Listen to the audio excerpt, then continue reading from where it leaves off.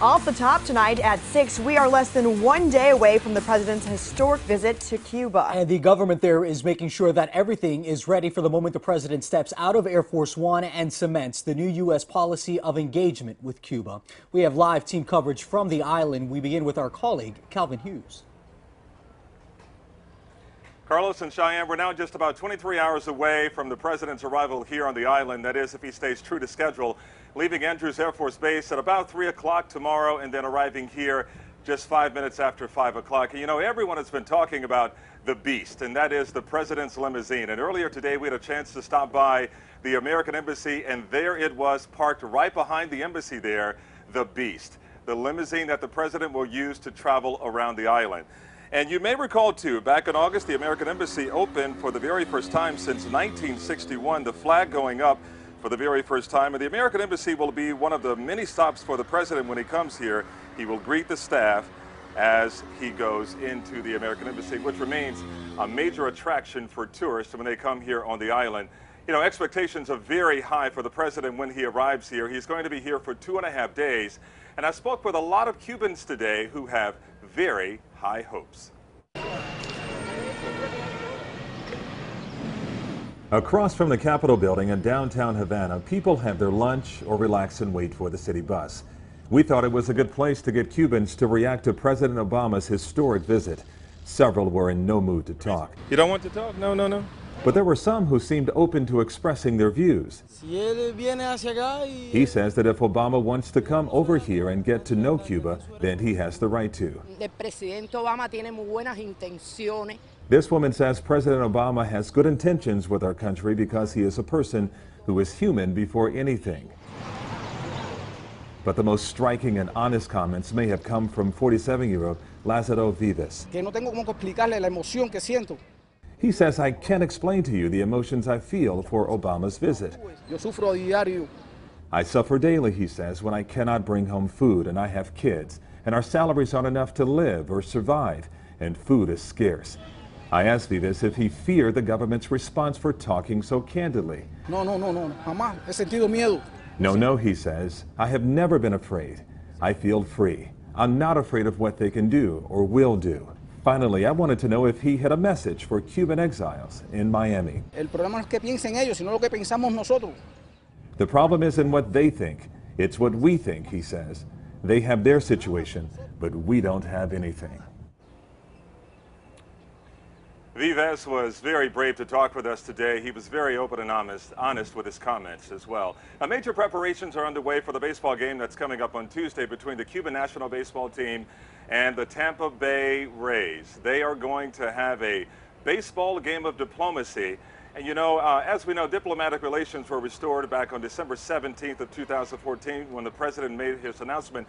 But it's always interesting to hear a certain song that's played on Cuban soil. Take a listen.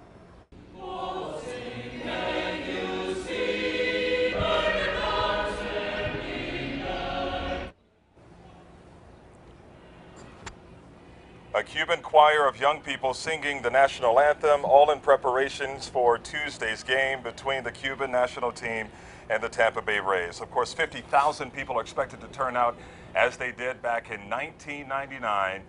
The Baltimore Orioles won that game 3-2. And my colleague here, Hatzavella, had a chance to talk with some Tampa Bay Rays baseball players, as well as he got some comments from a Miami columnist who really was very, very honest, and they were very painful comments, too, coming from Dan Le Batard. Very painful, very honest from Dan Le Batard, as you know, a Miami Herald longtime columnist, now TV commentator, who says the Major League Baseball team, the Tampa Bay Rays, should not be traveling to Cuba, should not be playing against the Cuban national team. Obviously, he's of Cuban heritage, has a lot to say. But what, despite you put that against what he says, you put the excitement here on the island and the excitement in Tampa, because I traveled to Tampa to talk to those players. This is not just about the competition, it's about history. Baseball bringing two old foes together. The love of the game is at the core of what they have there. And players from the Tampa Bay Rays thrilled at the chance to see the legendary baseball culture here in Cuba. We feel pretty lucky that we got picked. But the same union of two countries by way of baseball still pains some. An it just hurt my feelings. Usually funny, but Dan Le Batard is now tackling a tough and personal subject. ESPN gave this show, me, my father, the opportunity to go, and it was just heartbreaking to my mother. Couldn't even talk to her about it, and so I won't go. It was an ESPN promo he heard that sparked Le Batard to lash out. Too much pain associated with this, he says, especially with a small pocket of older exiled Cubans. We were chased through the streets with chains by the police for having different political views. My mother's uncle was in jail for a decade. He worries new relations, the president's visit, will not help the Cuban people. Miami understands, but I don't think anybody else understands. It'd be really hard to understand. But the game goes on, literally and figuratively, and players on both sides of the Florida Straits are ready. And they're not just ready for the game, they're ready and hoping to get a glimpse of President Obama. You know, I mentioned a couple of things. Let's take you back to Tampa. Yes. Very different atmosphere from what the atmosphere is like in Miami in terms of their approach to the game. Yeah, different connection. I mean, this is a community, a Cuban community that has a connection to Cuba back to the late 1800s. A different experience. The first Major League Baseball game was played here in Cuba in 1991. And you talk to the people who live in Tampa, they have a different feeling towards the island. So anger from a community in Miami, but yes, excitement coming from Tampa. Now the president is going to be at the game. Do we know where he's going to be seated? Do we know if he's going to throw out the first pitch? What do we know about the president? Well, we have been told that he is not going to throw out the first pitch, that he will be sitting with Raul Castro, something that is angering Cuban Americans back in Miami, surely. And obviously you can understand the pain that Dan Le Batard speaks from. And it is this pain that is so personal to him because we're talking about his mother now. I mean, we've heard that story time and time again. Absolutely. Back in Miami. You more than anybody, having yes, traveled this island and also having spoken with a lot of people back in Miami exiles. We also want to mention, too, that this is a big issue between the two countries, the issue of migration. We know, sadly, that 9 Cuban migrants died at sea, 18 others rescued by a Royal Caribbean cruise ship. This happened back on Friday, 130 miles off the Florida coast. They were at sea for some 22 days. This is a major issue, not for Cubans trying to cross the Florida Straits, but also trying to cross the Texas border. Listen, we were at the Mexican-U.S. border waiting for the Cubans that were originally stuck in Costa Rica. This is an ongoing issue, an issue that Local 10 has been covering for years, obviously with Mariel and subsequent migration patterns. We're seeing it again now through the southern border. 40,000 Cubans coming in 2015. Is it fair to say record numbers since the president has been in office in terms of Cuban migrants trying to come to the U.S.? Yes, because the fear here on the island, we're told, is that wet foot, dry foot is going to go away.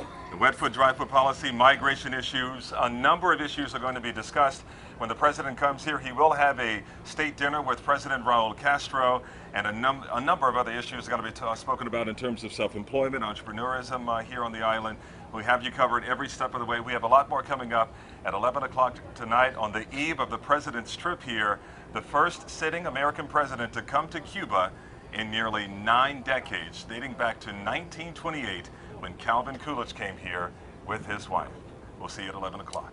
Calvin Hughes and Hatzavella well in place ahead of the president's visit, what should be a very busy day tomorrow. Stay with Local 10 News for more complete coverage from Cuba tonight at 11. We'll also have live coverage of the president's arrival in Havana tomorrow afternoon at 4 o'clock.